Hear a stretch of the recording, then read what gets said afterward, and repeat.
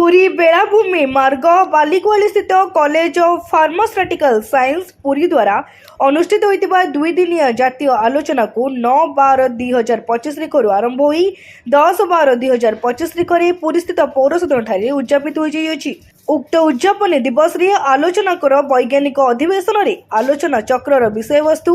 औषध उद्भावन रे कृत्रिम बुद्धिमत्ता औषध आविष्कार एवं विकास रे एक नूतन उदाहरण विषय वस्तु पर सीवी रमन ग्लोबल विश्वविद्यालय भुवनेश्वर गवेषणा परामर्शदाता प्रोफेसर गणपति पंडा विभिन्न फोटो एवं वीडियो माध्यम उपस्थित छात्र छात्री मानकु विस्तृत विवरणी प्रदान करथिले एवं एसहित एक उद्यापनी सभार आयोजन करा जाउथला जेउथिरे मुख्य अतिथि भावे पूर्वतन औषध नियंत्रक डॉक्टर नीलमाधव दास अनुष्ठान चेयरपर्सन श्रीमती अनिमा दास अध्यक्ष प्रोफेसर अमियकांत मिश्र निर्देशक doctor Ganesh Kumar Das ओयूएस DN professor Santosh Kumar Mahapatra और उपाध्यक्ष संजय कुमार नायक प्रमुख उपस्थित थे एसहित समस्त मंचासीन अतिथि मान द्वारा अनुष्ठान त्रैमासिक खबर पत्रिका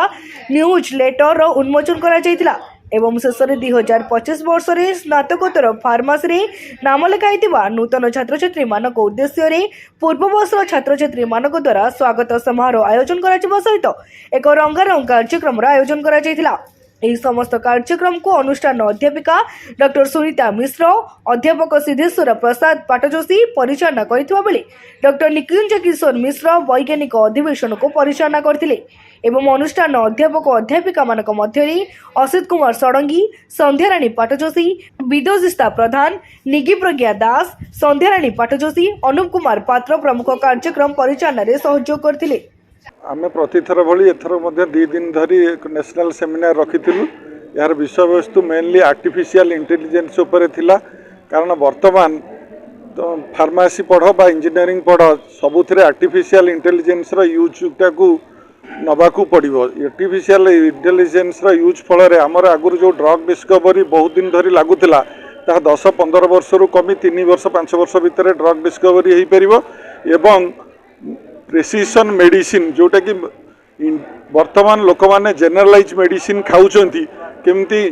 जीन को परीक्षा करी इंडिविजुअल लोक इंडिविजुअल मेडिसिन जितेबाला दे हम से मोर इफेक्टिवली एवं मोर सेफ मेडिसिन लोक मैंने पाइपर। पुरी रविनारायण जेना निराकार महानगर रिपोर्ट तीर्थक्षेत्र लाइव।